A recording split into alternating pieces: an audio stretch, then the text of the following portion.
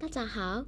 ，Easy Medical Chinese 方面妈妈ပြန်လဲကြိုးဆိုပါတယ်老师ကတော့王ရှိရှိပါဒီနေ့老师တို့醫學漢語နဲ့ပတ်သက်တဲ့စလုံးအသစ်10လုံးကိုဆက်ပြီးတော့လေ့လာကြမယ်好的我们开始吧第一个是下下ကတော့အထွေထူးပြောဖို့လိုမှမထင်ပါဘူးเนาะအောက်ဖက်ဆိုရဲ下ပါပဲသူရဲ့ context ပေါ်မူတည်တာပေါ့เนาะသူဘယ်လိုသုံးမလဲတော့မပြောတတ်သေးဘူး好的，第二个是结论。结论啊，结个吧嘞，结啊结果的结 ，result 是嘞结啊。论啊，假如都讨论，喏，这酷酷水女也是嘞，喏，对呗。而结论是哪个吧嘞 ？result 穿水女也是哪个高恰恰嘞路，对呗呀吧喏。而大结论，喏。好的，那这块叫做测。测是哪个吧嘞？测个假如都啊，喏，老师说测量，所以都တိုင်းတာတာပေါ့နော်တခုခု measure လုပ်တယ်ဆိုရတဲ့ပဲရွေ့测ဆိုလို့ရှင်လေသူကเนาะfocus လုပ်တယ်ပေါ့တခုခုကိုခံမှန်းနေတိုင်းတာပြီးခံမှန်းတာပေါ့နော်ရွေ့测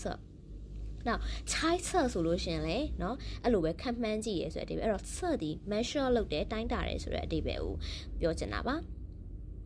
နောက်တစ်ခုကတော့ mic ပေါ့မိုက်ကတုံမိုက်ကျင့်မိုက်တွေးလွှတ်ကြောတွေးပြန်ကြောဆိုရဲမိုက်ပေါ်ကကြတော့ဖြင်းပေါ်တဲ့ပေါ်တခုခုလုံးရုံးကန်လှုပ်ရှားတယ် struggle လုပ်တယ်ဆိုတဲ့အဓိပ္ပာယ်အဲ့တော့သွေးကြောလေးတွေကတခုခုရုံးကန်လှုပ်ရှားတယ်ဆိုတဲ့အဓိပ္ပာယ်သွေးခုန်တာကိုပြောတာပါလောက်ရှိလက်ကင်လာလို့ရှင်ဒုတ်နဲ့သွေးခုန်နှုံးပေါ့သွေးခုန်နှုံးတော့မဟုတ်တော့သွေးခုန်တာကိုခေါ်တာပေါ့နော်ဟုတ်တယ်နောက်တစ်ခါကျတော့ချင်းရှိကကြတော့ကြည်လင်းနဲ့ပြတ်သားတယ်ပေါ့နော်တခုခုကြည်လင်းရှိတယ်ဆိုရင်ချမ်းရှိအဲ့လိုပဲတစ်ခါတလေလောက်ရှိတော့သွေးခုန်နှုံးနေတိုင်းတဲ့အခါမှာသွေးခုန်နှုံးပြတ်သားနဲ့နော်စမ်းလို့ရနေတယ်ဒါမျိုးဆိုရှင်လောက်ရှိတော့ချင်းရှိသုံးလို့ရပါတယ်နော်မိုက်ပေါ်ချင်းရှိဟုတ်တယ်အဲ့တော့ကျတော့တိလျော့ကကြတော့ပန့်မောကပန့်က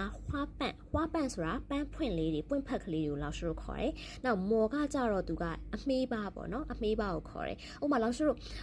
မှာအုံနောက်ထဲမှာ脑子နဲ့မောနဲ့ပေါ့脑မောဆိုလို့ရှိရင်အုံနောက်အမေးပါကိုပြောတာပေါ့နော်ဒီမှာတော့ပန့်မောဆိုတာဘာလဲဆိုတော့ तू ကဒီနှလုံးနဲ့သွေးကြောလေးတွေထဲမှာအဆုရှင်လေးတွေရှိတယ်အဲ့ဒီအဆုရှင်လေးတွေကအနီးကကြည့်လိုက်တဲ့အခါမှာ तू ကပွင့်ဖက်ကလေးတစ်ခုထပ်ထားသလိုပုံစံလေးဖြစ်နေတယ်နောက်တစ်ခါ तू ဟာအမေးပါလေးတွေနဲ့လှုပ်ထားတာဖြစ်တယ်နော်အဲ့ကြောင့်မလို့ရှိတော့ကပတ်မောဆိုတာကအဆုရှင်လေးတွေကိုတင်စားပြီးတော့ခေါ်တာပါ好的第7个叫做病理性病理性က病က生病เนาะ sickness နေမကောင်းဖျားနာတယ်ဆိုရယ်病理ကတောက်理เนาะသဘောတရားဆိုရယ်理နောက်性ကကြတော့တဘာဝရှိတော့เนาะရှေ့မှာတခုခုရဲ့တဘာဝရှိတော့ဆိုတော့病理性ဆိုတာဘာလဲဆိုတော့เนาะ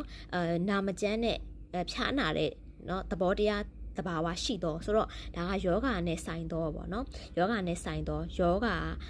နဲ့ပတ်သက်တယ်ဟိုတာမန်လူမှာတွေ့ရမျိုးမဟုတ်ဘူးယောဂရှိရသူမှာပဲတွေ့ရတဲ့တဘာဝတရားလက္ခဏာမျိုးဒါမျိုးဆိုတော့病理性လို့ခေါ်ပါတယ်好的နောက်တစ်ခါကျတော့触诊是什么触ကကြတော့接触တခုခုထိတွေ့လိုက်တယ်ဆိုတော့触诊ကကြတော့သူကစစ်ဆေးတာပေါ့နော်တခုခုစစ်ဆေးအဲ့တော့ထိတွေ့ပြီးစစ်ဆေးရဆိုတာကဆရာဝန်ကလူနာကိုလက်တင်ပြီးစမ်းသပ်တာကိုလာဆိုတော့က触诊လို့ခေါ်ပါတယ်ဟာ触诊အဲ့ဒီခါကျတော့ဗာလဲဆိုကြောင်ကကြတော့သူကကြောင်ဆိုတာကတခုခုဖောင်းလာတယ်ကားလာတယ်ဆိုတဲ့အဓိပ္ပာယ်ပေါ့နော်ဟိုမှာဖုံကြောင်ဆိုလို့ရှင်လဲဖောင်းကားလာတယ်ဆိုတဲ့အဓိပ္ပာယ်အဲ့ဒါမျိုးပေါ့နော်ဟုတ်ပြီနောက်ခါကျတော့ကြုံကြောင်ဆိုလို့ရှင်လဲ6လောက်တွေဖောလာတယ်ရောင်လာတယ်ဆိုလို့ရှင်သုံးလို့ရတယ်ကြောင်ပေါ့နော်တခါကြလို့ရှင်ဘိုက်ဖောင်းနေတာတွေရေဖြင်းဆွဲနေရတယ်မြင်မှုမှာပေါ့နော်အဲ့ဒါမျိုးဆိုလို့ရှင်လည်းလောက်ဆိုကြောင်သုံးလို့ရပါတယ်နောက်腹肌ကကြတော့ဗာလေ腹肌的意思是腹က腹部ဘိုက်ပေါ့နော်ဝင်းဘိုက်ဆိုင်ရာ腹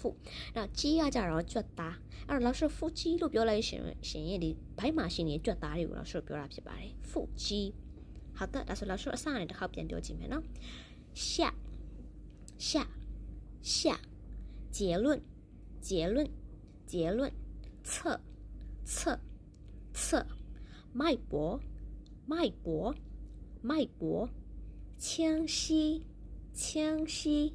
腔息瓣膜病理性触诊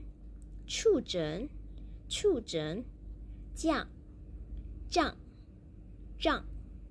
腹肌好的大家学会了吗